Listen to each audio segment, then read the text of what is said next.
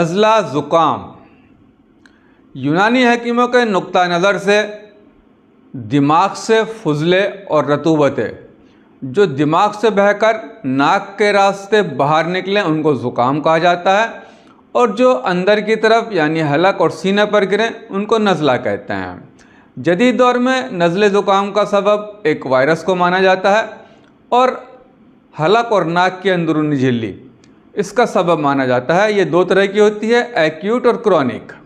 यूनानी तिब में भी नज़ले की दो किस्मों का बयान किया जाता है, जिनमें एक नज़ला हार होता है जो गर्मी की वजह से होता है, यानी नज़ला सर्दी की वजह से भी होता है और गर्मी की वजह से भी होता है। नज़ला ज़ुकाम गर्मी और सर्दी दोनों मौसम में हो सकता है। आजकल जैसे सर्दी का मौसम चल रहा है तो इसमें एहतियात की ज़रूरत होती है। सर्द हवाओं का लगना, धूल, एलर्जी, डस्ट, इस तरह की चीज़ें इस बीमारी को बढ़ा देती हैं। अगर हम इसका असबाब की बात करें, सर्दी का लगना, तेल, अचार, तली हुई चीज़ों का इस्तेमाल, ख़राब तेल या घी, खटाई, दिमाग की कमज़ोरी, मौसम की तब्दीली, बदपरहेज़ी, इम्यूनिटी पावर का वीक होना, क्योंकि ये एक दूसरे से मर्ज़ लग जाता है। जिन लोगों की इम्यूनिटी पावर वीक होती है वो इसमें जल्दी मुब्तला हो जाते हैं और जिनकी थोड़ी स्ट्रांग होती है वो बच जाते हैं।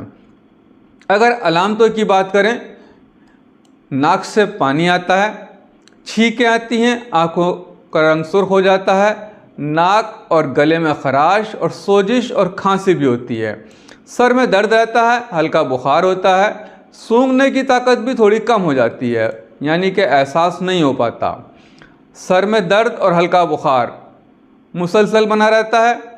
कई बार किसी ख़ास चीज़ से एलर्जी होती है जिसकी वजह से भी नज़ला हो सकता है।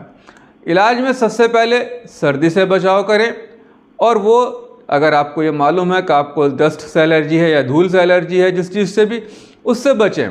दिमाग की अगर कमज़ोरी है तो खमीरा गावज़बा और हब्ब जदवार इसका इस्तेमाल बहुत ज़्यादा बेहतर होता है।